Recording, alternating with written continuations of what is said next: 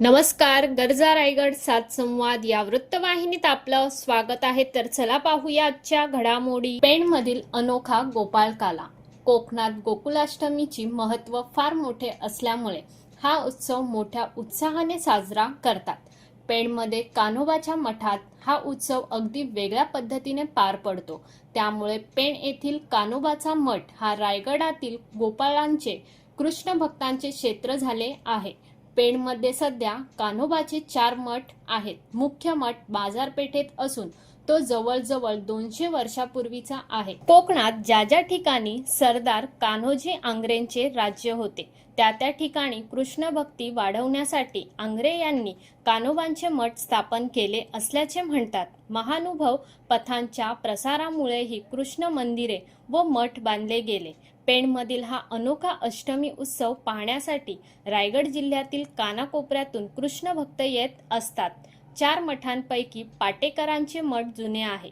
यामध्ये चंद्रकांत वारकर हे देखभाल करत असतात.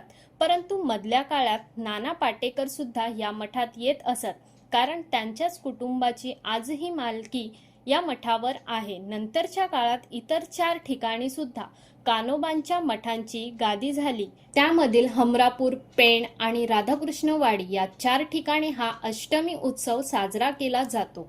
आत्ताच्या घडीला राधाकृष्णवाडी येथे उत्सवामध्ये चंद्रकांत वारकर व त्यांचे कुटुंबीय हा कान्होबाचे मठ सांभाळत असून त्यांचे अनुयायी शेकडो संख्येने येत असतात. चंद्रकांत वारकर हे स्वतः मढी येथील कानिफनाथांच्या गादीशी एकरूप आहेत. रात्रीच्या वेळी चंद्रकांत वारकर हे खिळे असलेल्या पादुका घालून बेभान होऊन श्रीकृष्णांची आराधना करतात, तर त्यांचे अनुयायांच्या अंगात देखील कान्होबा संचारतो आणि ते बेभान होऊन नाचत असतात. हमरापूर गादीचे अनुयायी जवळपास 28 हंड्या बेभान होऊन नाचून फोडत असतात.